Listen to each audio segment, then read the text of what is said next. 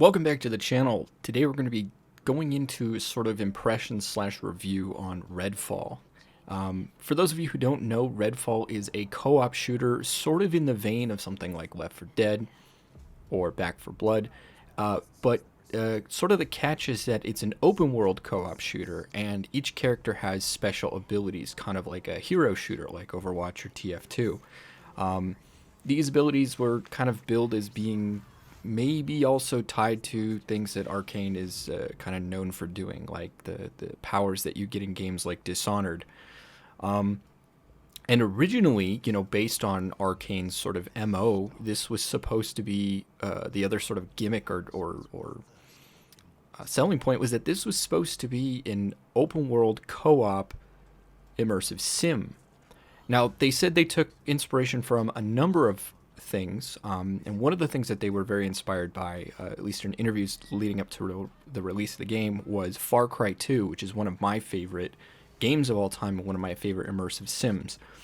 And you can definitely see the inspiration for Far Cry 2 when you're playing this game. So Redfall takes place in an open world set in this New England town or an island off the coast of New England, where there's basically the town has been overrun by vampires, and the lead vampire has I don't know, some sort of crazy magical abilities which has allowed her to not only kind of raise the sea around the town so that no one can escape, and keep the waters held at bay, which is kind of interesting and looks pretty cool.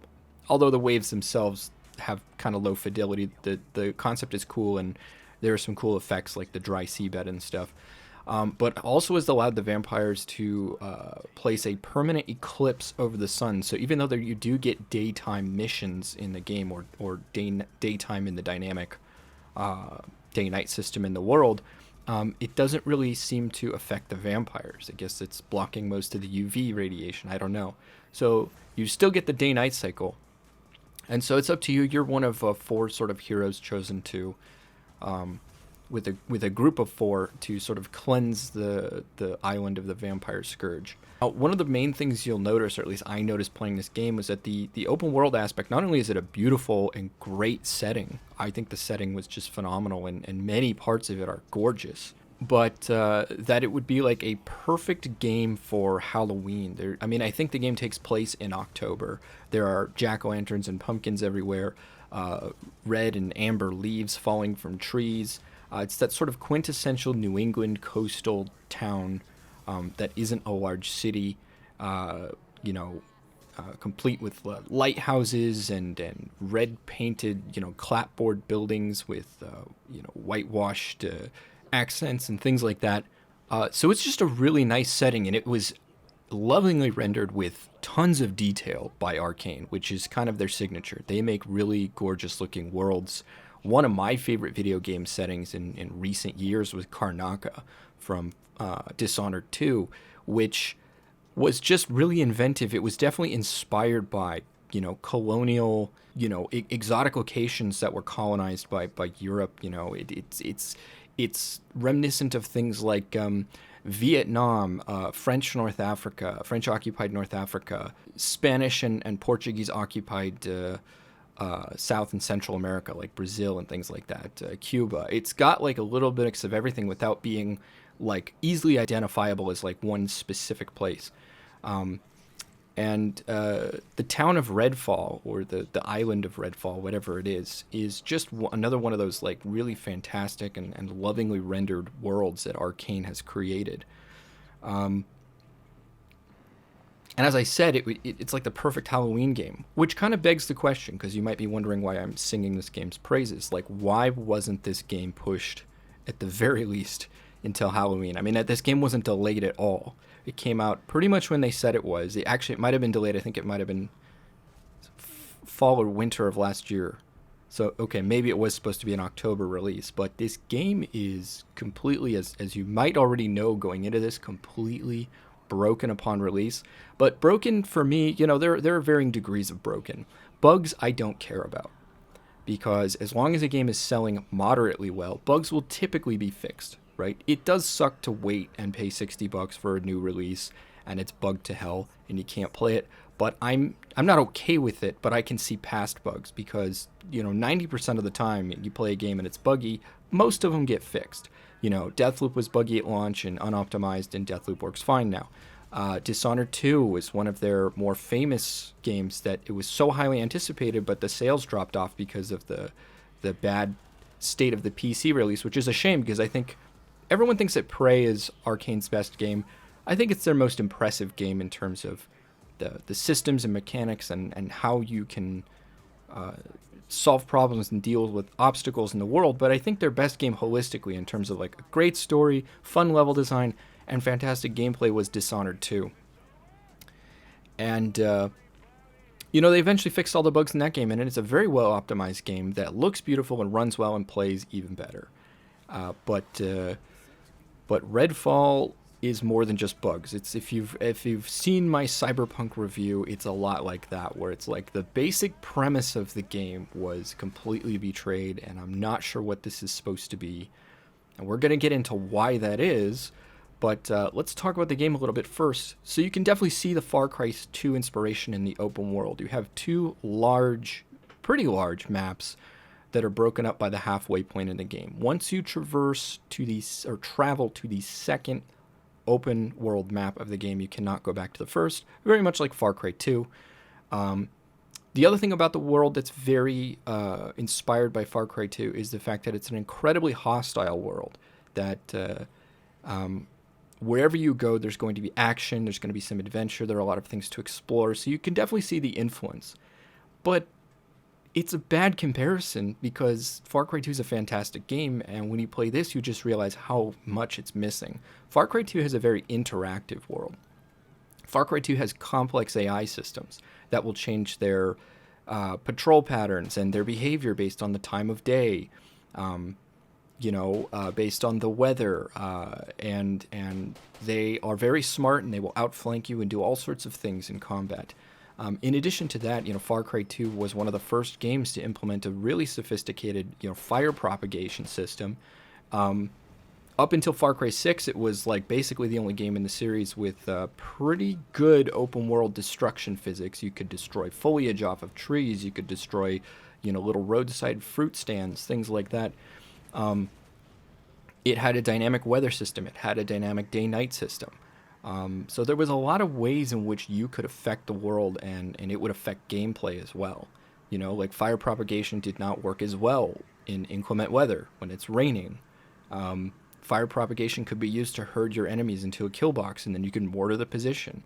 It's really interesting, cool stuff. Oh, enemies had all sorts of interesting things. If they took grievous wounds, they would leave the battle and find a place to hole up and basically bleed out. And if you approach them, they'll kind of hide out, and they'll shoot you with their sidearm.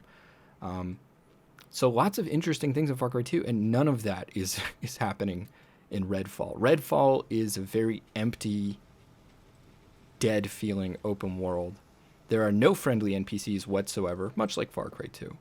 But even though the world is lovingly rendered and there's tons of environmental storytelling, and compared to most open world games like this, you can explore a fair number of buildings, complete with environmental storytelling and all sorts of visual detail inside, and you can enter the building and everything like that. But ultimately, they don't do anything with it. And for a game that was sort of billed as an immersive sim, it really isn't an immersive sim at all. There are virtually no physics at all attached to any of the objects in the game, so you can shoot things, blow things up, whatever, and you're not gonna destroy tables. You're not gonna send silverware flying. You're not gonna be able to, sort of the classic immersive sim thing, stack boxes to break into a window or to get over a wall or anything like that. Everything is cemented and ground and nailed in place. And you can tell that one of the first things they worked on when they had a full team was the world, but then they just didn't do anything with it, and they weren't able to implement the systems into the game to make it a true sort of immersive sim. So it is just kind of this big empty sandbox of an open world. And as you might be aware, it's populated with the human AI is okay, and it works most of the time, and it's populated with these vampires, but the vampire AI is very dumb, and it often doesn't notice you, and even when it does, there's only one or two types of vampires, and they can offer some variety in combat. You can't just shoot them. but by and large, they don't really do anything special. They're, as long as you carry a specific vampire oriented weapon with you, you can dispatch them pretty quickly, and they don't really offer any significant challenge or threat. And here's the other thing too. I think a best way to do a vampire sort of co-op shooter is to kind of make them almost mini bosses every time you meet them. So there are fewer of them, and you have to engage their minions, which is the human enemies. But in this game, the vampires are just everywhere. And the world doesn't feel like it was crafted with interesting combat engagements in it. And also, like in Far Cry 2, not every combat engagement is crafted, but they do place the enemies and give them patrols to create interesting sort of combat zones. And that's what keeps the world feeling organic and alive. In Redfall, it honestly feels like there's just a random number generator in the sky just spawning in enemies whenever. And there are very few times that you will come to an encampment or a roadblock or anything, and it will feel like they were put there on purpose, or that this is an organic part of the world. And more frustratingly, one of the things that they aped from Far Cry 2, which is something that you shouldn't, is the fact that you can walk 5 feet away from an area, and every enemy that you just dispatched in there will respawn immediately. And you may have to fight them all over again or run away and hope they don't aggro you over the hill and chase you, to the ends of the earth. The other interesting thing that, they talk about inspirations from Far Cry 2, it's very clear that this game was meant to have vehicles. The map is absolutely covered with cars, which don't actually feel like they were supposed to be vehicles. They're just the abandoned cars of people that didn't make it out of the vampire scourge. But there are other vehicles, like little sort of ATVs and quad golf cart things. I forget what those are called, and things like that you should have be able to use to traverse the map. And they're just clearly not there. And so this game obviously smacks of being incredibly unfinished and really suffers from a severe lack of content. I don't want to say that the game is terrible, because it's not, and that's the thing. Arkane is a talented enough studio that many of the systems in the game that are there work very well. Like, for example, I like the combat, the gunplay in the game. It may not be to everyone's taste, and it is a little bit frustrating to get used to, but there is an interesting sort of nuance and dance and rhythm that you have to work out between the rate of fire of your weapons, how long it takes to reload, and how to take out special enemy types. But Arkane, of course, implemented their sort of trademark verticality and mobility to many aspects of the world and level design of the game, as well as the general gameplay. So, one thing that you can do is you can quickly mantle over obstacles or climb up to the rooftops of buildings, or use sort of the Thieves' Highway, to reference Thief 2, to get from A to B. And this can really add a lot of kinetic energy to combat engagements, where you can have a high degree of mobility, constantly keep moving. Even if there's vertical obstructions in your way, you can usually find a way to get up them quickly. There's obviously the sort of trademark slide move, like from Dishonored, and the guns feel really punchy and satisfying to use. So if you try and take on the enemies in a straight up fight, you're probably going to get killed pretty quickly, because they do a lot of damage. You don't have a lot of health. But if you use a large degree of mobility and the element of surprise on your enemies, and you're constantly circle strafing and leaping through windows and jumping off of rooftops and stuff, it's a lot of fun, right?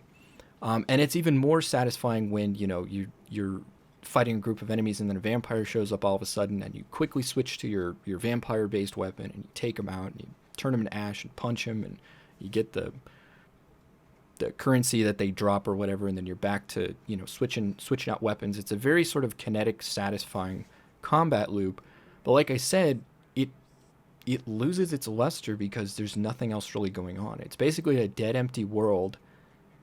It's clear. Here's what it feels like. Even though the world is beautifully rendered and there's wonderful environmental storytelling in some of the buildings, and even though that the shooting feels very good, the haphazard sort of randomly dropped in, just spawn them wherever the fuck, just kind of feeling that the game has, if the graphics weren't so good, and we'll get to that, if the graphics weren't so good, it just kind of feels like a Unity asset flip sometimes. That's what it feels like you're playing. It's that devoid of interesting content. You know, half of your objectives in the game are to just go to this area and clear it out, which if you're just exploring the open world, that's 90% of what you're doing in any given time anyways. And so nothing has any sort of special feelings. There are special missions like clearing a vampire nest out or clearing out a house that's like cursed or things like that. The game doesn't really do a good job of tutorializing those things. And other than the nests, which we'll get to, everything just, again, feels very haphazard, and there's no gravitas or anything engaging about these aspects of gameplay. And in typical Arkane fashion, you know, sometimes if you're given a task or an objective, you know, there are ways, you know, I would be very surprised if Arkane released anything that didn't allow you to sort of be creative and outthink the obstacle. You know, for example, there was a special vampire in a church I was tasked to kill, and there was a ton of guards in the front of the church and sentries on top. But I found a way to get up to the roof, which didn't really seem like they wanted you up there, but I got up there anyways, and I stealth killed the sentry on top of the roof, and then I went through and picked off people floor by floor in the church and kind of thinned out the numbers before I took on the sort of mini boss. You know, and there's an objective where you have to break into the CEO of this company's office, and they want you to fight floor to floor, going up about 4 or 5 stories, you know, taking out all the heavy hitters on each floor, and then search for a key. But you can very as easily just make your way up to the roof and then drop down to the AC unit on the side of his office and break the window and get in that way. So these are the kind of things that you're not typically going to see in a co-op 4-person party sort of shooter. But compared to something like Prey or Dishonored, this is just laughable. Like, it's like, okay, I'm glad this kind of gameplay is in the game, but it does not an immersive sim make. And the game doesn't have to be an immersive sim to be good, but it's just not good. As I said, 90% of the time you're going to be feeling like you're playing some kind of asset flip because of the lack of curation of any kind and the lack of design of any kind that the engagements have been given. For a game that claimed to be inspired by Far Cry 2, one of the things that really made Far Cry 2 stand out at the time was, like I said, it's got the dynamic weather system. It's got a weather system that isn't just rain and sunshine. You know, there are overcast days, there are windy days. The wind will shake the trees, it will shake the grass. You can destroy the foliage off of trees. It made the world feel super reactive. Water reacts relatively realistically to explosions and bullets, and I think sometimes even the wind can make the sort of ripples and make the water look rougher in certain areas. You can't destroy absolutely everything, but it was impressive for the time that, you know, like little bits of trash and boxes and chairs and everything would not only have physics, you know, like in Half-Life 2, but you could also break them apart by shooting them. Let's not forget Far Cry 2's sort of one of the sort of claims to fame of Far Cry 2 is trying to create a more of a simulation of being in that environment. You know, the fact that your weapons would degrade over time and get dirty and need to be cleaned or refreshed, and they would jam if that didn't happen, and you had to clear jams in combat, and that was a central part of combat, is clearing jams, which if you've ever been into firearms, that's just something you got to do all the time. In fact, part of responsible firearm ownership is just knowing how to safely clear jams, because they're going to happen, and they're going to happen frequently. You know, you have to do sort of impromptu roadside, you know, maintenance to get your sort of vehicles that are limping along back to wherever you need to take them. Things like that, you know, that you can drink water in the game. It's really just tops off your health, but you can tell that this is probably going to be a mechanic where you had to watch your hydration levels, which makes sense in a game set in the savannah. You could change the time of day by sleeping, and you might want to do that for a tactical advantage in certain combat situations, certain missions. And again, Redfall has none of that. One of my pet peeves is that there is a day-night cycle in the game, but it feels like anytime you do anything and the game has to load, it's just going to drop you into nighttime, which is the least interesting aspect of the game, because the game's graphics are not... They are both amazing and awful at the same time. There are some major visual issues, which I think is down to the fact that the game is very unfinished, but the game looks its best when it's showing off the interaction of light with the high-end models and detailed models and meshes and textures that they used. But if it's nighttime all the time, you're not seeing any of that. And all of those other systems that I talked about, dynamic weather and realistic additions to make it feel like, okay, like pseudo survival mechanics, stuff like that. None of that is present in Redfall. It's a very cartoony feeling, typical sort of, present day Fortnite-esque multiplayer type thing where, there's almost a juxtaposition between the detail, visual detail on offer in the world and some of the towns and buildings, and the general gameplay loop, which is very video gamey, which is kind of antithetical to the whole point of making an immersive sim. To that point, yeah, there's little to no physics as I mentioned in the game, but also many doors and even windows sometimes cannot be broken or anything. In talking about the combat, I mentioned that it's pretty satisfying, and the guns in the game for the most part are very satisfying. It does also take on, and Deathloop did this as well, introduce this mechanic. It does take on a sort of looter-shooter type thing, which I don't like that as well, where guns are basically tiered based on two things, which is also really confusing. Not confusing, but it's convoluted. They're based on their general level, like 1 through 50 or something, and their color tier. So the game likes to sort everything by the color tiers, claiming that those are the best weapons, but you'll often pick up a weapon that does way more damage and has a faster fire rate and everything, and it's a pretty low color tier, but it's better than your because it's level 40, but it's better, but it's better than your level 12 gold tier weapon, but the game will still sort the gold tier stuff to the top. And I know you can rank how you want to sort them, but because there's basically two metrics by which you measure them, you can't ever get like a consistent, like, okay, this is the best across the board, or you can't even list by damage or anything like that. So, but ultimately the guns are pretty fun to use, and they have nice punchy sound effects, and they feel pretty good to use. You've got a mix of, you've got sniper rifles and sort of assault rifle things, and pistols, revolvers that have obviously a slower rate of fire but do more damage. You've got a wide array of shotguns, which, other than the double barrel, I found relatively useless because the reload times on them are way too long. So even though you have to reload after every 2 shots with the double barrel, you can fire them in pretty quick succession and one-shot a lot of enemies, and the reload time on the double barrel is pretty quick. And then, of course, to fight the vampires, you have a variety of weapons.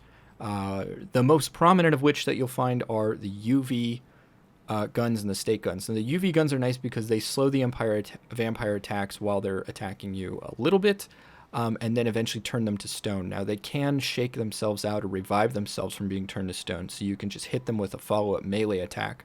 Similarly, if you shoot them, which takes far more ammo, a lot of guns come equipped with a front-mounted sort of bayonet stake, which you can stake them with that. And then finally you have a stake launcher, which I wouldn't use against low-level enemies since ammo's pretty scarce for it, but it's fantastic against bosses or sort of special vampires or mini-bosses. But it takes forever to reload, and it's got a slow rate of fire, and you need to make sure you're not wasting your shots with that. So it's got a pretty good roster of weapons. I actually enjoyed using most of them. One thing that was suspiciously missing from the game was any kind of AoE attack, more specifically something like a grenade, and there's just absolutely nothing. So when you get dogpiled by a group of enemies, or you need a get out of jail free card or something, there's just absolutely nothing. You have, I think you can carry, I forget how many weapons you can carry at a time, but it's a limited amount of weapons you can carry at one time. I want to say it's about 3, and that can lead to some pretty interesting scenarios. So we're going to get into one of the other big sticky wickets of the game. So as I mentioned, it's like you only got 3 weapons, and you can kind of get your backed into a corner, and it happens more often than you'd think.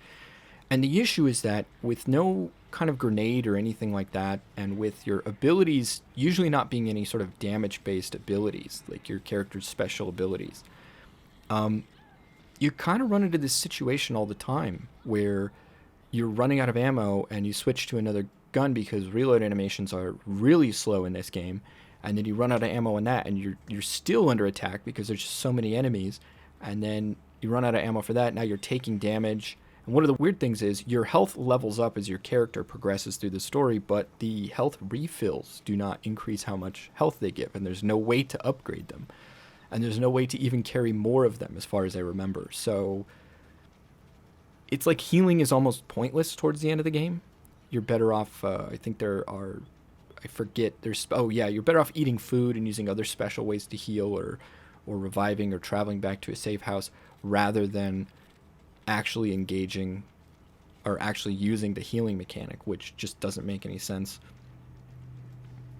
And as I said before, reload animations are really long, and so reloading is like pretty much the last thing you want to do when you're in combat, but also you're going to find yourself running out of ammo all the time, even with some of your character upgrades. And the reason for this is because despite what Arkane promised about the fact that, oh, don't worry, we're not abandoning our single player base, which has basically, it's been our entire demographic that we've sold to since our inception.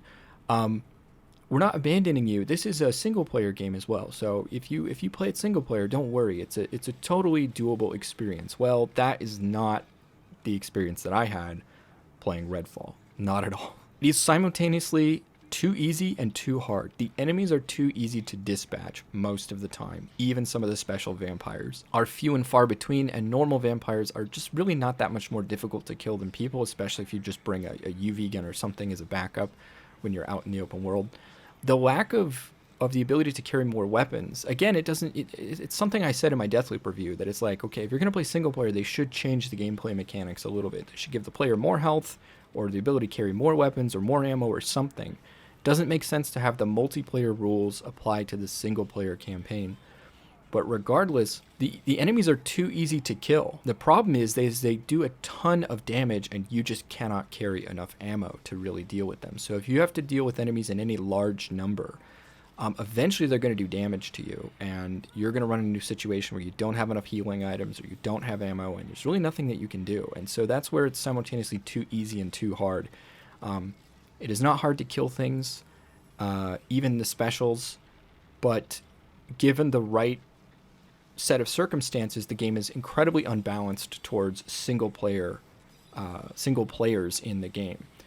This is notably egregious in the boss fights, which are clearly, well, not only are most combat engagements clearly designed around the ability to be revived by a teammate, but the boss encounters are, again, they're not impossible, but they're just ridiculously hard compared to everything else that you do. You can be running around the open world basically half asleep and just laying waste to everything in front of you, provided that you don't run into a particular special type of vampire, or that there's not too many of a specific type of enemy at one time. But then you get to the boss fights, and you can basically be one-shot by a lot of the bosses in the game. And it makes the boss fights incredibly frustrating for just general progression through the game. In addition to that, there's not a lot that you can do to augment this. You can only carry 3 weapons, you have a very limited ammo pool, and I personally found that none of my hero's abilities really mattered.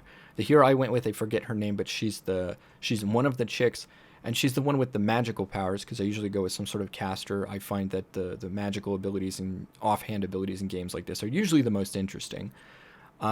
But she has a defensive umbrella shield that she can use, which sometimes helps you in boss fights. But the thing you need to remember about that is that while the shield is up, you cannot do damage.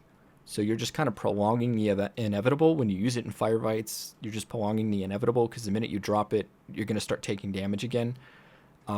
And the other problem with it is you can be flanked while using it. It only prevents damage from hitting you from attacks coming from in front of you. So you can be flanked from the side and from the back, which you often will be, not because the AI is really clever or intelligent, but because the game really delights in spawning as many enemies as possible in as many degrees of freedom around you as it can. So it's very unfair in that way too. That's what I was talking about. It's simultaneously too easy and too hard.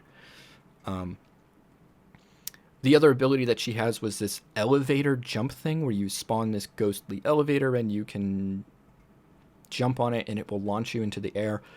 In single player, it's pretty much useless. It's supposed to add damage buffs to your party and things like that, but it's kind of a dumb idea, and the only thing I used it for, which was pretty cool, was traversal, getting up to the tops of buildings and stuff like that. But the cooldown for it is so long that it's just more frustrating and annoying to use than anything. And then the final ability is that she has is the ability to spawn a vampiric ex-boyfriend who will come and assist you, which is kind of cringy and lame.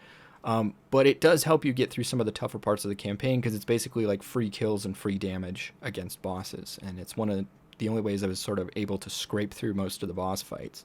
The other thing that's really interesting for an arcade game, especially one that when you're playing the single player, you can tell that they really were having trouble getting away from their single player roots. And in addition to that, you might even think that this game may have started as a single player idea because there's a lot of environmental storytelling. There's a lot of audio logs spread around the environment. The plot is not something you can just glean from, playing the maps like in a lot of co-op shooters. Like for example, Vermintide is one of my favorite sort of co-op experiences, and you can kind of get that you don't have to watch the cutscenes or pay attention to the lore or anything to get the general gist of what's going on in those games in terms of the story.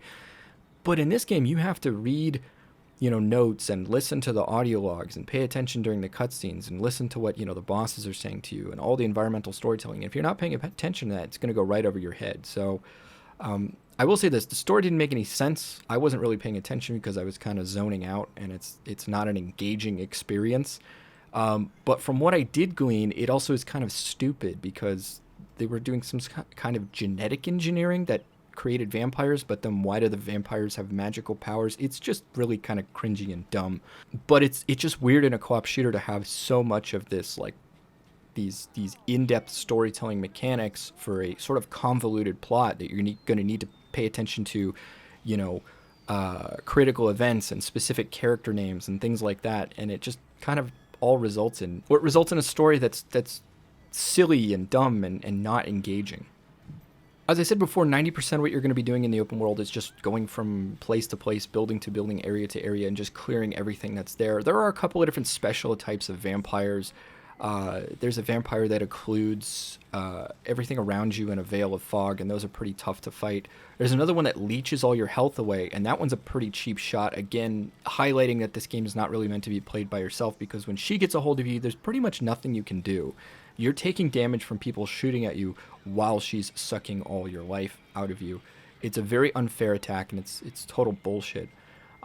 There's also a special vampire called a Rook, who's kind of a bruiser. He just drops down, has like a huge health bar, and can charge you and pretty much one-shot you with a single attack. But he's not really that difficult. They're all not really that difficult as long as you have the right tools. Most of the specials can be easily sort of frozen or taken out with the UV gun, and the stake launcher will work on pretty much everything else. It's when those vampires are spawned in conjunction with others that you realize that they're just really going to destroy single-player playthroughs. And they're going to be absolutely laughably easy for anyone playing in co-op, because 2 people with sustained fire on a single special could take them out in, I don't know, under 3 seconds, it feels like. As I said before, regarding my hero and the skills, progression usually in these games should be fun. Oh, I got this new ability. Oh, I can do special heals now. Oh, I got a new weapon or whatever. In this game, it's kind of boring. Other than the weapons doing more damage or fitting your playstyle more, the skills I found to be absolutely useless. The cooldowns take too long on them, and I just didn't find them to be that effective. The only one was like spawning in the ex-boyfriend vampire for some quick, cheap damage. Other than that, the umbrella shield was essentially useless, and the elevator only used for certain traversal things, which, again, not every character has a traversal mechanic. So if you are in a co-op party and people need to get to the top of a roof or whatever, you can't all go necessarily, unless you have one person playing with the elevator ability. They might be able to take everybody. I didn't have too many bugs, like crazy game-breaking bugs, but there are a number of issues with the game that are related to its the state of release and its stability that just make you pissed off. And the game is horribly optimized. I was running it on a 3090 with a very fast processor, and to boot, the 3090 was screaming even at 1080p, and I think at some points it was even struggling to maintain 60 frames a second, which, again, based on what this machine is usually capable of performing at or how it's performing, that is just unacceptable. So that was clearly an optimization issue for Redfall. It's got terrible anti-aliasing that just makes, no matter what you turn it up to, it just crashes your performance and everything still looks jagged and awful. And tons of visual artifacts, like flickering shadows and light just not working correctly and things like that. And so all of these visual bugs, like texture popping and all this crap, they take what was actually a pretty beautiful looking game and just make it look like garbage most of the time that you're playing it. Another issue is that there are bugs that relate to things like I think I have a clip here that I can show you where like the damage indicators on your screen don't always match up for where damage is coming from, and they're basically completely unhelpful. And there are a number of times where I've been in the game and you get kind of stuck in these, forgive the unintentional joke, you get stuck in a death loop of spawning, dying, no idea where the damage is coming from, no idea what happened, no idea who kills you. You're trying to chase down who killed you. This is an enemy that can somehow one-shot you. Or you run into combat and you get grabbed by one of those specials that can leech your life while other people are shooting you, and there's really nothing that you can do. And this kind of ties into all the other complaints I've had about playing it in a single-player state. And you might be asking yourself, are you so antisocial? Are you so antisocial? Are you such a weirdo that you couldn't have just broken down and gone into a lobby and just played with some people for the sake of having a better experience? Well, here's the thing about that. Oh, this game is co-op and it is multiplayer, but this game, in order to play multiplayer, requires that somebody else in your friend list also have this game.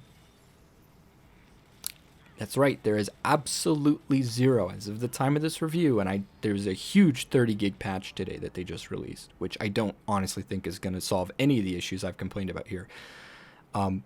But there is as of right now, and I don't think there are any plans in the future to add matchmaking of any kind, which kind of takes this whole co-op shooter thing and essentially force it to be a single player experience, and the multiplayer is DOA as of the date of release.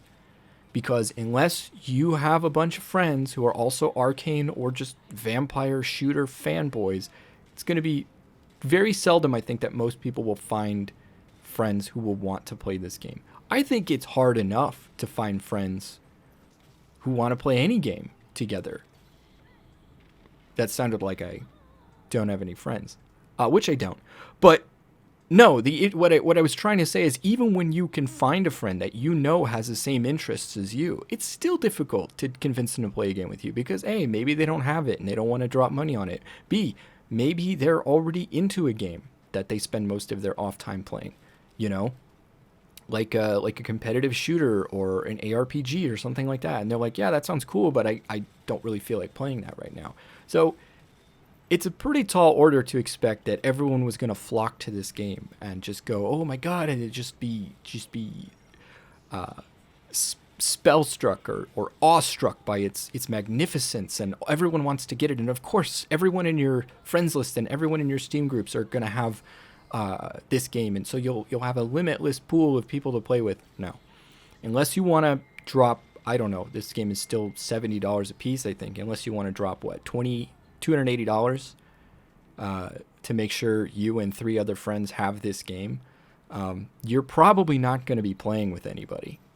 Now, Game Pass helped with that a little bit, because if you know anyone that has Game Pass, but again, even so, I called up 2 or 3 of my friends who have Game Pass, and they were like, I heard that game sucks, I'm not interested. And I was like, fair enough. So, yes, as I said, this game can have some interesting creative moments. You know, the vampire nests were one thing that was very creative, and they kind of show off Arkane's, you know, artistic flair and their creative vision for the game and things like that. But then when you realize that these are sort of randomly or procedurally generated, and they are not balanced at all, once again, for single player play, that the game is essentially being strong-armed or forced into being single player for, I would say, 90% of players, because they're not going to have an easy time finding people to play with since there's no matchmaking.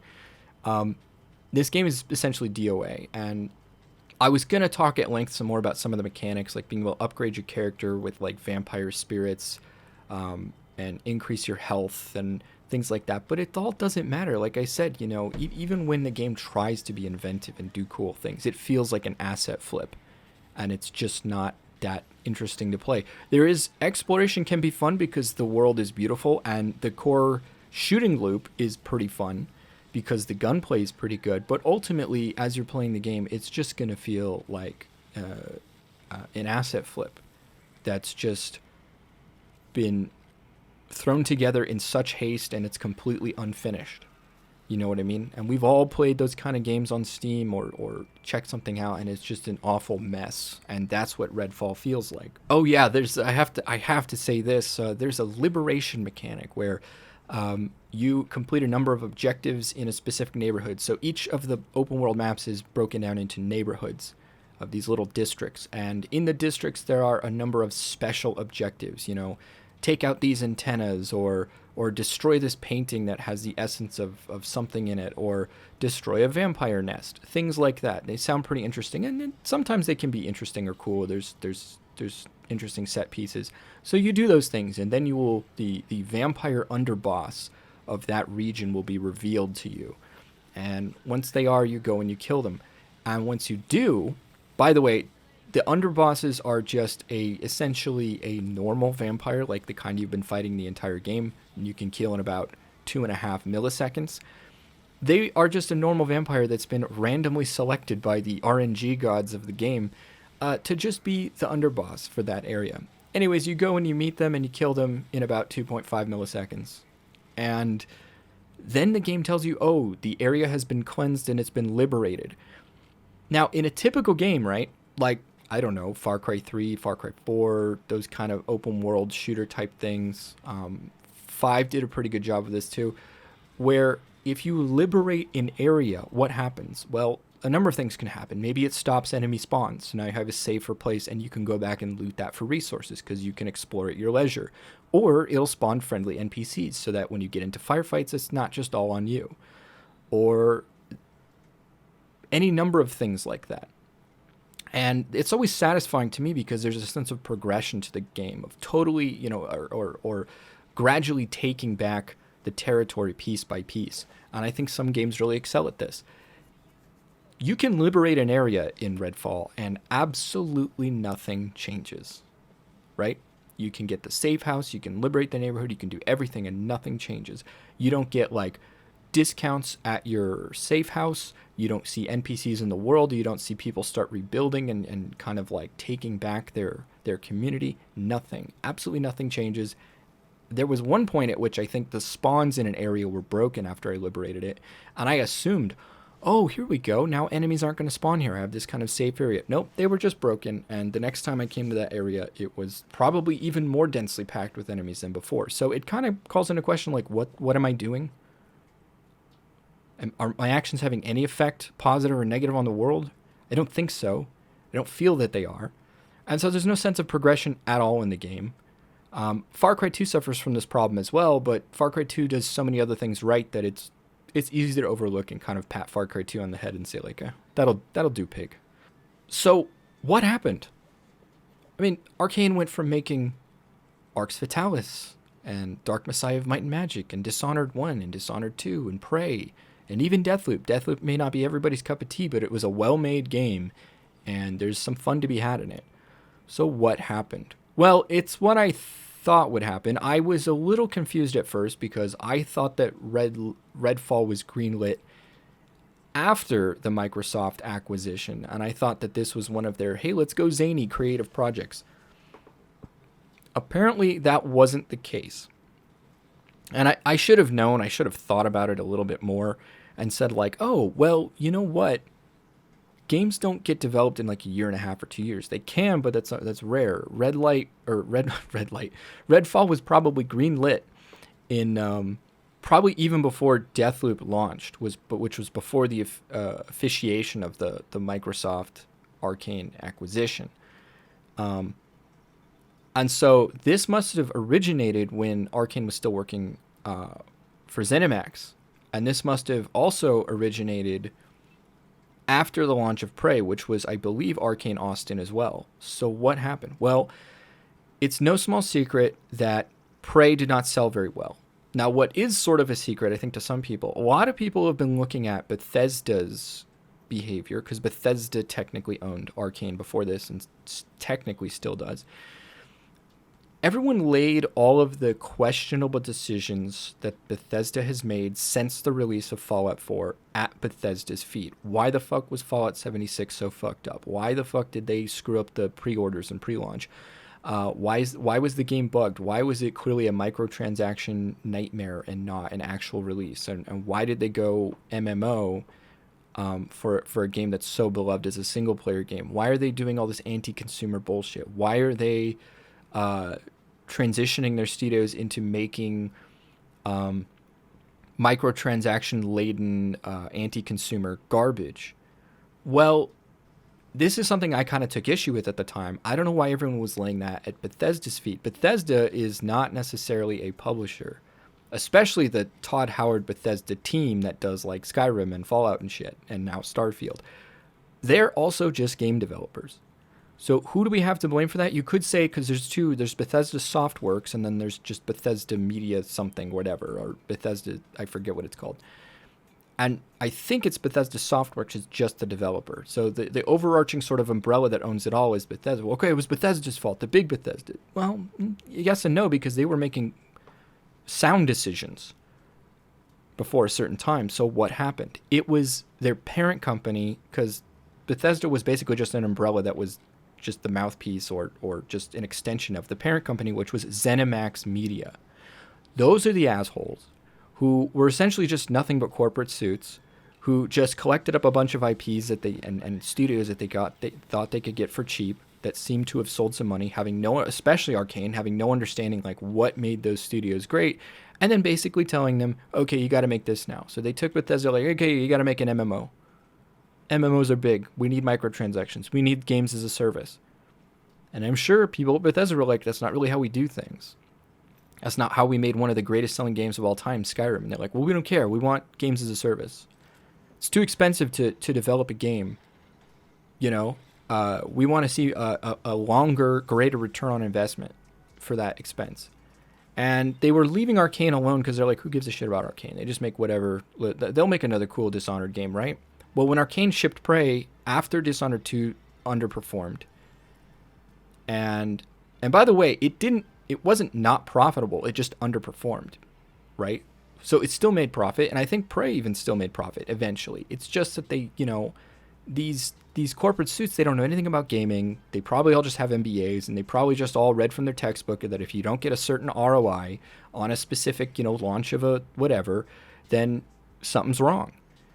And I think the other big mistake that they probably made was I think they kept giving not only ZeniMax, but I guess Bethesda or whoever, kept giving Arkane probably too much money. Their production times and their team size were probably too big, that were resulting in very expensive games. I think another thing that kind of makes me mad as an Arkane fan is why were they wasting so much money on Hollywood-level voice acting talent, which was almost certainly costing them hundreds of thousands, if not millions, that could have gone into better gameplay.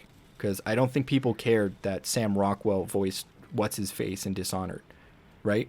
I don't think people cared, and I don't think he brought anything to the performance that a quality industry voice actor couldn't have brought to the role. So ZeniMax was really the bad guy behind all of these money-first, money-only decisions at the Bethesda parent company. And they were the ones who didn't necessarily greenlight, and this was my suspicion after I started playing and realizing the timeline of events. They were the ones who said, because this was confirmed later, this was my suspicions while playing Redfall, and then after it was confirmed, they were tired of Arkane making these single-player experiences that were a one-and-done thing. They get $60 from the customer, that's it. And they were also tired of them, quote-unquote, underperforming, which is not making, 5,000% ROI, right? They were tired of that. So they were like, all right, you're going to make a multiplayer thing. You're going to make it laden with microtransactions. You're going to add a bunch of support and DLC afterwards. You're going to do a games as a service game.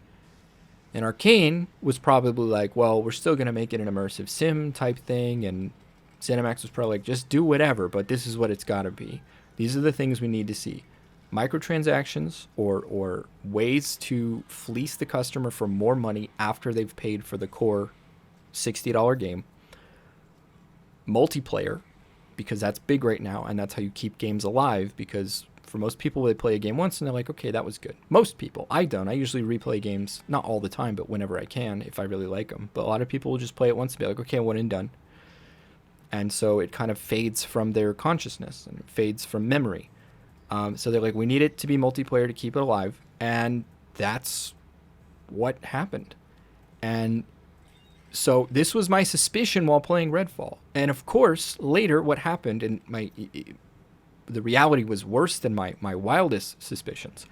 The reality was, not only did ZeniMax sort of from on high order that this is how they were going to make their next game and prevent them from making the kind of games that they're good at, the team at Arkane was so disgusted with the kind of game that they were making. They were not happy with the new direction that the studio was taking with Redfall, that over 70% of the team at Arkane Austin left. Because you might ask yourself, like, well, okay, Arkane could be asked to make a crossword puzzle game or a Sudoku game, and they would still try and make it an immersive sim where, like, I don't know, the Sudoku lines or the crossword puzzle lines are like actual rooms that you have to go in and out and stuff like that, and you have to get a bird's eye view from cameras or drones, or, you know what I mean? Like, they're so obsessed with that gameplay format, they would have tried to make it with the depth of, as they would try to make the mechanics as deep as possible. They would have tried to make the world as deep as possible, and they obviously did with Redfall, because as I said, the world is actually quite interesting to explore at times, and you can see what they were hoping to do with the world and traversal and character progression and stuff like that. And I was wondering, like, how could, I mean, Arkane, they're so talented. Even if they were making a game in a new style that they weren't thrilled with, they would have still shipped something functional, right? It might have been buggy, but these are more like optimization bugs. Like, oh, okay, I'm getting bad frame rates. You know, week one patch, everything is more or less fine. But this game is, like I said, it plays like an asset flip. And day one bugs were unforgivable. AI would just not even respond to the player. Bugs that I had that were just infuriating is because it's an always online game. Even when you're single player, if you lose connection, you just kicked out of your game. No matchmaking whatsoever. I'm like, Arkane, they're not stupid. They have to know that a co-op shooter is not going to survive if there's no fucking matchmaking. How could they even how could they justify this to themselves? It makes absolutely no sense. Well, in the cold light of day and with the revelations of what happened, it makes total sense. They were completely understaffed for this project. Now, what doesn't make sense is after the Microsoft acquisition, and Microsoft has had a bad habit of this recently, how come nobody at Microsoft Games Division said, why don't we let this cook to October? Or why don't we push this? Or at least look at what they had when they acquired it and say, let's just scrap this project. Why don't we get you guys back onto making what you're best at making? You know? Make a Dishonored 3, make a, I don't know, another kooky immersive sim thing. Don't fucking finish this pile of garbage. And do some hiring too. Because Microsoft, as much as I appreciate them, as far as we know, continuing to give their game studios a lot of leeway and creative freedom, they have not been very good at managing quality control. Look at Halo Infinite. Look at Redfall now. There was another big boondoggle recently with Microsoft, one of their first-party studios. I'm forgetting what it is, but they're having trouble. And I think the other trouble they're having is they just had their live sort of pseudo E3 event the other day. They didn't announce fucking anything that was interesting except Starfield. Nothing. And the other problem is everything is not only in development and not coming out till maybe 2024, but they don't even have gameplay to show off. Nothing. And if I were in charge of Microsoft's game division right now, I would be like, look, guys, we gave you creative freedom when we acquired you, but we've got consoles that we're trying to ship, and we still don't have any fucking... There still hasn't been that quintessential next-gen experience that you have to have a console for, except maybe playing Microsoft Flight Sim on the console. So, yeah, this also explains to me, at least, why... I could never understand why Rafael Colantonio, who was the founder of Arkane, who recently founded was it Weird Wolf? Wolf's Head Studio, something like that, and they made Weird West, which was actually pretty good.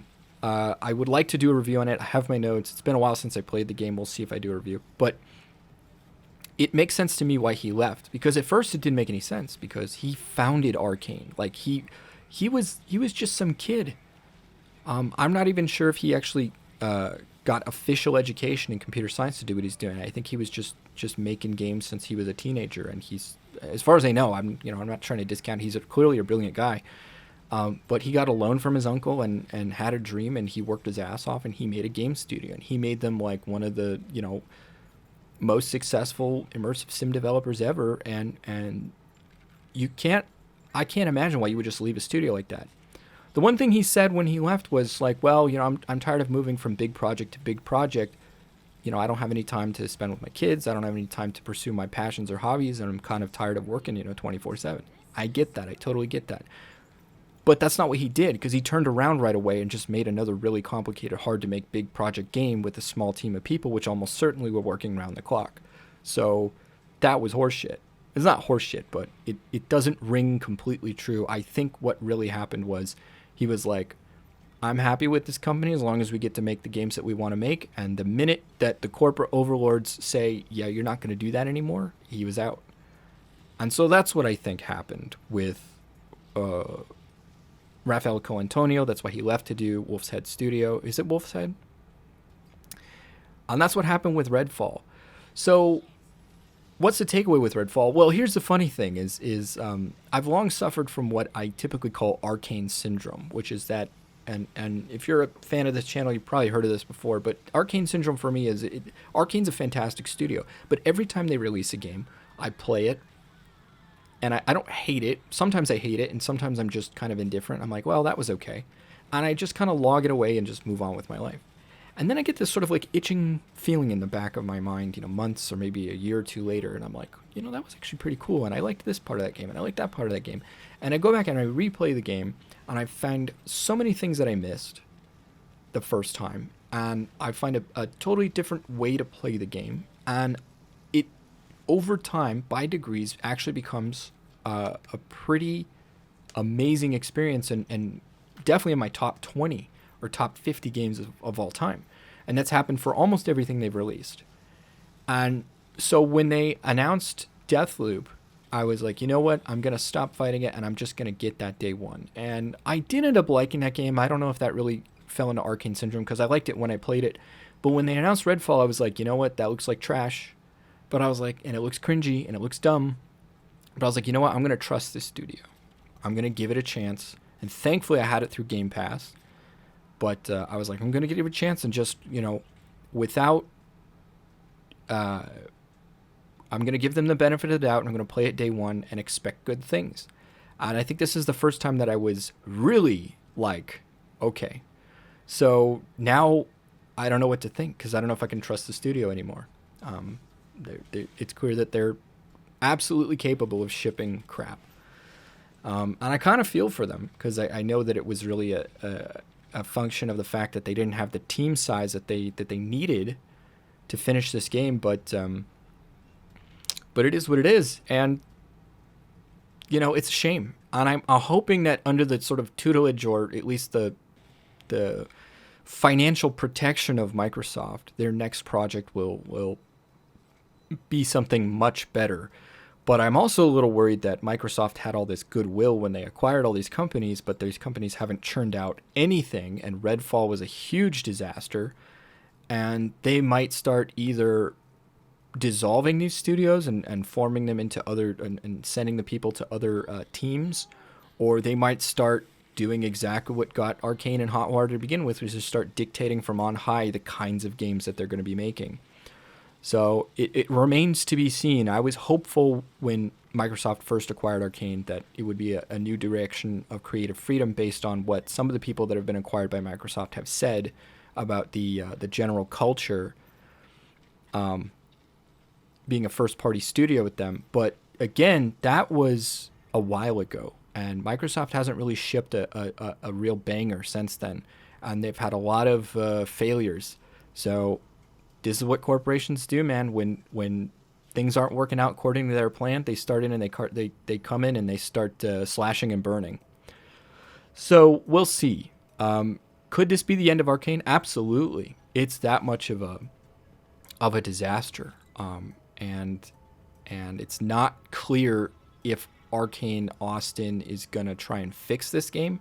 Since this game was intended to be a game as a service, it's possible they could fix it, but I don't really see how. They could certainly fix the bugs, but it's never going to be that fun to play. And without matchmaking, I'm pretty much done with it. I was actually going to pop open to play it a little bit today to try and get my bearings again and make sure that I knew what I was talking about. But I think my general takeaway hasn't really changed, and I kind of tapped into it watching some footage and stuff, because there's that 30 gig update, so I'm waiting on that right now. But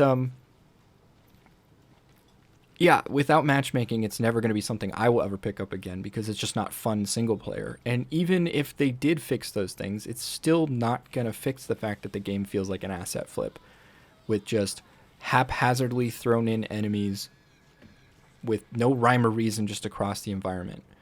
I was sort of looking forward to it because I had a lot of faith in Arkane, but after a few hours playing it, I really did have to force myself to try and finish it. And I didn't actually finish it. I think the next thing I have to do is the final boss.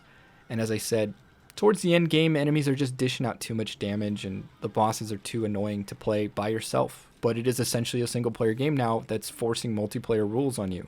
Like, you have to maintain your connection to the server, you're going to get booted, and enemies are going to do tons of damage, and you're expected to die because your teammates will revive you, right? Oh, wait, yeah, you're playing single player, never mind. But anyway, so that's my thoughts on Redfall. It is a huge disappointment, and I think you should avoid it. I think it's the first time I've ever said on this channel, like, just don't even bother. Don't buy it. Certainly don't pay money for it. And even if you're curious, I guess if you already have Game Pass and you just want to see what the kerfuffle is about, check it out. But I'm telling you, from me to you, it is not worth your time. Go play System Shock instead.